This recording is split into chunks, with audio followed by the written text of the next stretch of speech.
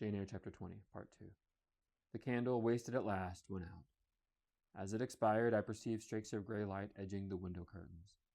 Dawn was approaching. Presently I heard Pilot bark far below out of his distant kennel in the courtyard.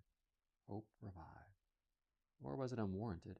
In 5 minutes more the grating key, the yielding lock, warned my watch was relieved. It could not have lasted more than 2 hours. Many a week was seemed shorter. Mr. Rochester entered, and with him the surgeon he had been to fetch. "Now, Carter, be on alert," he said to the last. "I give you but half an hour for dressing the wound, fastening the bandages, getting the patient downstairs at all." "But is he fit to move, sir?" "No doubt of it. It is nothing serious. He is nervous. His spirits must be kept up. Come on, set to work." Mr. Rochester drew back the thick curtain, drew up the Holland blind, let in all the daylight he could, and I was surprised and cheered to see how far the dawn was advanced, what rosy streaks were beginning to brighten the east. Then he approached Mason, whom the surgeon was already handling. "Now, my good fellow, how are you?" he asked. "She's done for me, I fear," was the faint reply. "Not a whit. Courage. This day fortnight you'll hardly be in a pen the worse for it. You've lost a little blood, that's all. Carter, assure him there's no danger." "I can do that conscientiously," said Carter, who had now undone the bandages. "Only I wish I could have gotten here sooner. He would not have bled so much. But how is this? The flesh on the shoulder is torn as well as cut.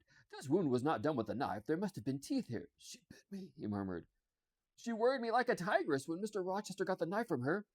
"You should not have yielded. You should have grappled with her at once," said Mr. Rochester. "But under such circumstances, what could one do?" returned Mason. "Oh, it was frightful," he had said, shuddering.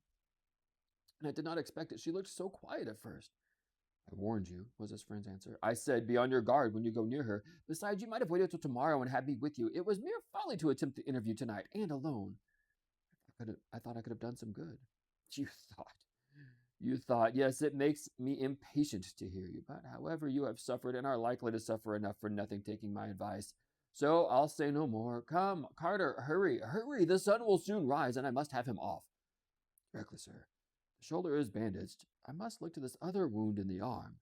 She's had her teeth here, too, I think." "She sucked the blood. She said she drained my heart," said Mason.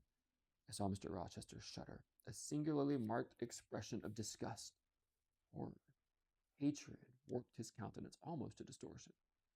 But he only said, "Come, be silent, Richard, and never mind her gibberish. Don't repeat it." "Wish I could forget it," was the answer. "You will when you are out of the country. When you get back to Spanish Town, you may think of her as dead and buried, or rather, you need not think of her at all."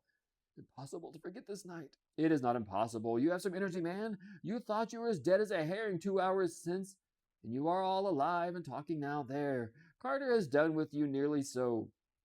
We'll make you decent in a trice. Jane," he turned to me for the first time since my reentrance, "take this key, go down to my bedroom, and walk straight forward into my dressing room. Open the top drawer of the wardrobe and take out a clean shirt and hand handkerchief. Bring them here and be nimble."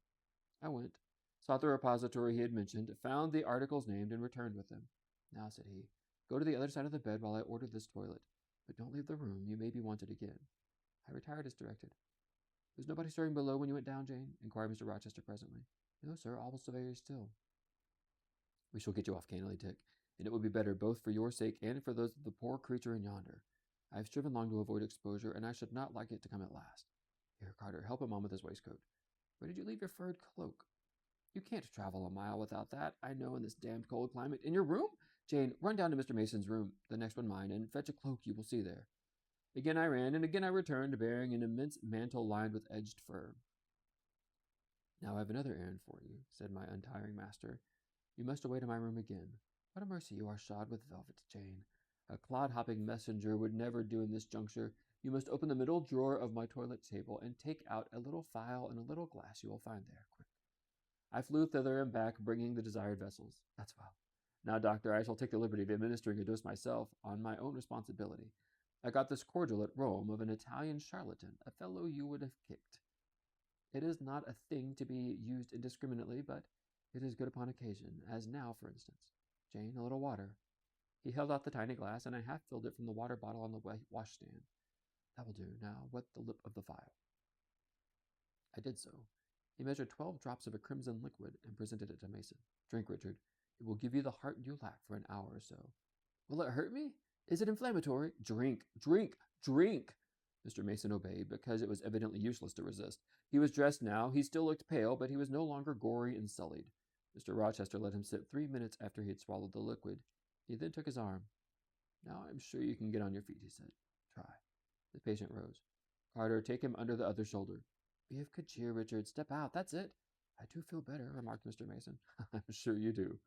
Now, Jane, trip on before us away on the back stairs, unbolt the side passage door, and tell the driver of the post-chaise you will see in the yard, or just outside, for I told him not to drive his rattling wheels over the pavement to be ready. We are coming, and Jane, if anyone is about, come to the foot of the stairs in him. It was by this time 5:30, and the sun was on the point of rising, but I found the kitchen still and dark. The side passage door was fastened. I opened it with a little noise as possible. All the yard was quiet, and the gates stood wide open. And there was a post-chaise with horses ready harnessed and driver seated on the box stationed outside. I approached him and said the gentlemen were coming. He nodded, and then I looked carefully around and listened. The stillness of early morning slumbered everywhere. The curtains were yet drawn over the servants' chambers' windows. Little birds were just twittering in the blossom-branched orchard trees, whose boughs drooped like white garlands over the wall and closed one side of the yard. The carriage horses stamped from time to time in their closed stable. All was still. The gentleman now appeared. Mason, supported by Mr. Rochester and the surgeon, seemed to walk with tolerable ease. They assisted him to the chaise. Carter followed. Take care of him, said Mr. Rochester to the latter, and keep him at your house till he is quite well.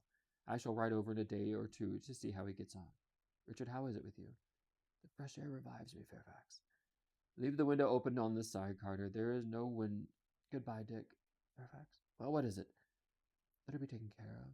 Let her be treated as tenderly as may be. Let her... He stopped and burst into tears. I will do my best, and have done, and will do, was the answer. He shut up the chaise door, and the vehicle drove away. Yet would to God there was an end to all of this, added Mr. Rochester, as he closed and barred the heavy yard gates. This done, he moved with slow step and abstracted air towards a door in the wall bordering the orchard. I, supposing he had done with me, prepared to return to the house. Again, however, I heard him call, Jane! He had opened the portal and stood at it, waiting for me. Come where there is some freshness for a few moments, he said. That house is a mere dungeon. Don't you feel it so? It seems to me a splendid mansion, sir. The glamour of inexperience is over your eyes, he answered, and you see it through a charmed medium. You cannot discern that the gilding is slime, and the silk draperies cobwebs, that the marble is sordid slate, and the polished woods were refuse chips and scaly bark. Now here, he pointed to the leafy enclosure we had entered, all is real, sweet, and pure. He strayed down a walk edged with box, with apple trees, pear trees, and cherry trees on one side, and a border on the other, full of all sorts of old-fashioned flowers, stocks, sweet williamses, roses, pansies, mingled with southern woods, sweet briar, and various fragrant herbs.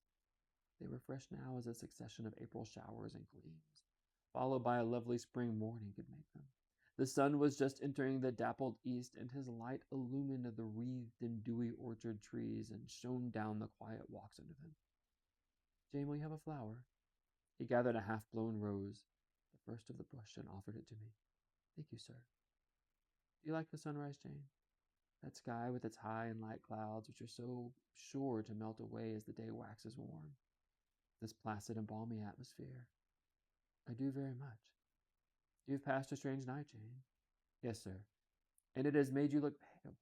Were you afraid when I left you alone with Mason? I was afraid of someone coming out of the inner room. But I had fastened the door.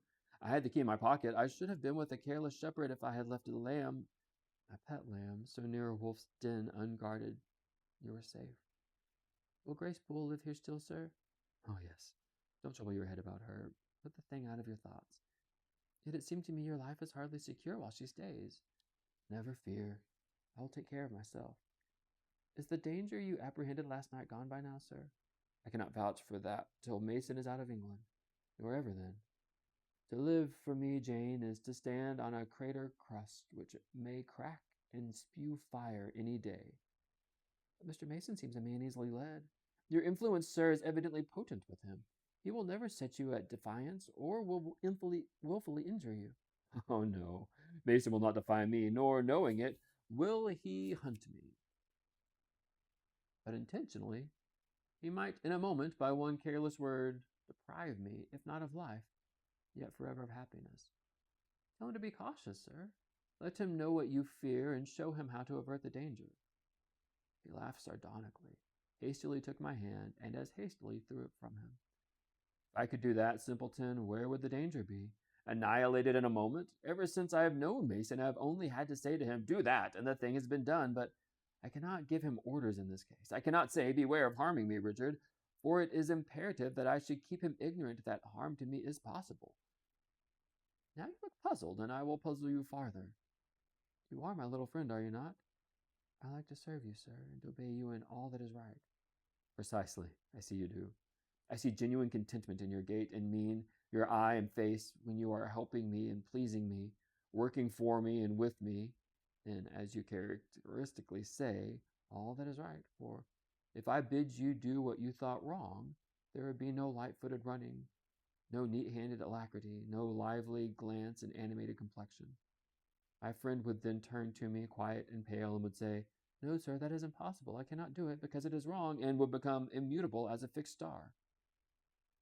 Well, you too have power over me and may injure me. Yet I dare not show you where I am vulnerable, Yet I dare not show you where I am vulnerable, lest, faithful and friendly as you are, you should transfix me at once. If you have no more to fear from Mr. Mason than you have from me, sir, you are very safe. God grant it be so. Here, Jane, is an arbor. Sit down. The arbor was an arch in the wall, lined with ivy. It contained a rustic seat. Mr. Rochester took it, leaving room, however, for me, but I stood before him. Sit, he said. The bench is long enough for two. You don't hesitate to take a place at my side, do you? Is that wrong, Jane? I answered him by assuming it. To refuse it, I felt, would have been unwise. Now, my little friend, while the sun drinks the dew, while all the flowers in this old garden awake and expand, and the birds fetch their young ones breakfast out of the thornfield, and the early bees do their first spell of work, I'll put a case to you which you must endeavor to suppose your own. But first look at me. Tell me you are at ease and not fearing that I err in detaining you, or that you err in staying. No, sir, I am content. Well then, Jane, call to aid your fancy. Suppose you were no longer a girl well reared and disciplined, but a wild boy indulged from childhood upwards. Imagine yourself in a remote foreign land. Conceive that you there commit a capital error, no matter of what nature or from the motives, but one whose consequences must follow you through life and taint all your existence. Mind, I don't say a crime. I am not speaking of shedding blood or any other guilty act which might make the perpetrator amenable to the law. My word is error. The results of what you have done become in time to you utterly insupportable. You take measure to obtain relief, unusual measures, but neither unlawful nor culpable. Still you are miserable, for hope has quitted you on the very confines of life. Your sun at noon darkens in an eclipse, which you feel will not leave it till the time of setting. Bitter and base associations have become the sole food of your memory. You wander here and there, seeking rest and exile, happiness and pleasure. I mean in heartless, sensual pleasure, such as dull intellects and blights feel. Heart weary and soul withered, you come home from years of voluntary banishment. You make a new acquaintance, how or where no matter. You find in this stranger much of the good and bright qualities which you have sought for 20 years and never before encountered. They are all fresh, healthy, without soil and without stain. Such society revives, regenerates. You feel better days come back, higher wishes, purer feelings. You desire to recommence your life and to spend what remains to you of days in a way more worthy of an immortal being. To attain this end, you are justified in overleaping an obstacle of custom, a mere conventional impediment, which neither your conscience sanctifies nor your judgment approves. Pause for an answer. What was I to say? Oh, for some good spirit to suggest a judicious and satisfactory response. Vain aspiration. The west wind whispered in the ivy round me, but no gentle Ariel borrowed its breath as a medium of speech. The birds sang in the treetops, but their songs, however sweet, were inarticulate.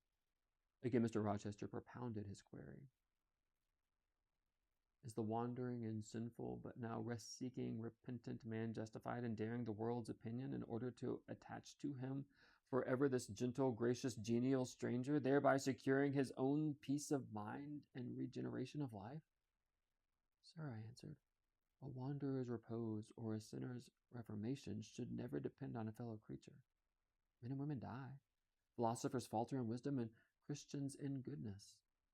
If anyone you know has suffered and erred, let him look higher than his equals for strength to amend and solace to heal. But the instrument, God who does the work ordains the instrument. I have myself, I tell you without parable, been a worldly, dissipated, restless man. And I believe I have found the instrument for my cure. He paused. The birds went on caroling, the leaves lightly rustling. I almost wondered they did not check their songs and whispers to catch the suspended revelation, but they would have had to wait many minutes. So long was the silence protracted. At last I looked up at the tardy speaker. He was looking eagerly at me. Little friend, said he, in a quite changed tone, while his face changed too, losing all its softness and gravity, becoming harsh and sarcastic. You have noticed my tender penchant for Miss Ingram. Don't you think if I married her, she would regenerate me with a vengeance? He got up instantly, went quite to the other end of the walk. When he came back, he was humming a tune. Jane, he said, stopping before me. You are quite pale with your vigils. Don't you curse me for disturbing your rest? Curse you? No, sir. Shake hands in confirmation of the word. What cold fingers. They were warmer last night when I touched them at the door of the mysterious chamber. Jane, when will you watch me again? Whenever I can be useful, sir. For instance, the night before I was married, I am sure I shall not be able to sleep. Will you promise to sit up with me to bear me company? To you I can talk of my lovely one, for now you have seen her and know her. Yes, sir. She's a rare one, is she not, Jane? Yes, sir. A strapper, a real strapper, Jane, big, brown, and buxom, with hair just such as the ladies of Carthage must have had. Bless me. There's Dent and Lynn in the stables, going by the shrubbery through the wicket. As I went one way, he went another, and I heard him in the yard saying cheerfully, Mason got the start of you all this morning. He was gone before sunrise. I rose at 4 to see him off.